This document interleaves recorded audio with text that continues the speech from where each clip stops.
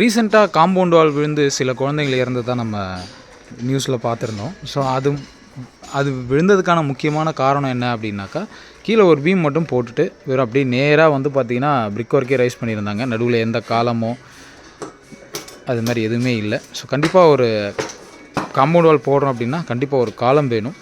அதே மாதிரி இங்கே ஹைட் அதிகமாகுது அப்படின்னும் போது ஒரு 5 ஃபீட்டுக்கு மேலே போகுது அப்படின்னும் போது நடுவில் வந்து பார்த்திங்கன்னா ஒரு பேரியர் பீம் மாதிரி ஒரு டை பீம் மாதிரி கொடுக்கலாம்.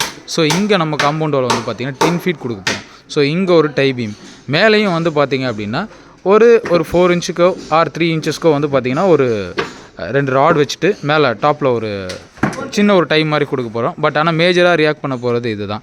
ஸோ இந்த மாதிரி ஹைட் இன்க்ரீஸ் பண்ணும்போது டையோ ஆர் நம்ம வந்து பார்த்திங்கன்னா அட்லீஸ்ட் நம்ம காலமாவது எவ்ரி 10 ஃபீட்டுக்கு ஒரு காலம் மாதிரி போட்டு நம்ம பண்ணோம் அப்படின்னா இந்த மாதிரியான காம்பவுண்ட் வால் விபத்துலேருந்து நம்ம ஈஸியாக நம்ம குழந்தைங்களை தற்காத்துக்க முடியும். நம்ம சில இடங்களில் நம்ம ப்ரைஸ் கட் பண்ணலாம். பட் ஆனால் இந்த காம்பவுண்ட் வால் இந்த மாதிரியான சேஃப்டி இதில் வந்து பார்த்திங்கன்னா இந்த மாதிரி பண்ணாதீங்க. இந்த மாதிரி பண்ணும்போது இப்போ நம்ம இந்த வாலை நம்ம அந்த மாதிரி பண்ணுறோம், காலமே இல்லாமல் பண்ணோம்னா பின்னால் இருக்கவங்க எக்ஸ்கவேஷன் பண்ணுவாங்க. பின்னால் இருக்கவங்க காலம் எக்ஸ்கவேஷன் பண்ணும்போது ஏதாவது ஒரு வாட்டர் லாக் ஆகிருந்தது அப்படின்னா மொத்தமே காம்பவுண்ட் வால் எல்லாமே வந்து பார்த்திங்கன்னா இந்த பீமே வந்து கொஞ்சம் தொங்க ஆரம்பிச்சிடும். அந்த சேக் ஆகிறதுனால பிரிக் ஒர்க் வந்து இந்த பக்கமோ சாஞ்சு ஆளுங்க மேலேயோ இல்லை விபத்துகள் நடக்க வாய்ப்பு இருக்குது. ஸோ விபத்துகள் நடந்தால் பொருள் சேதமும் உண்டு, அதை விட அதிகமான உயிர் சேதமும் வரத்துக்கான வாய்ப்பு இருக்குது.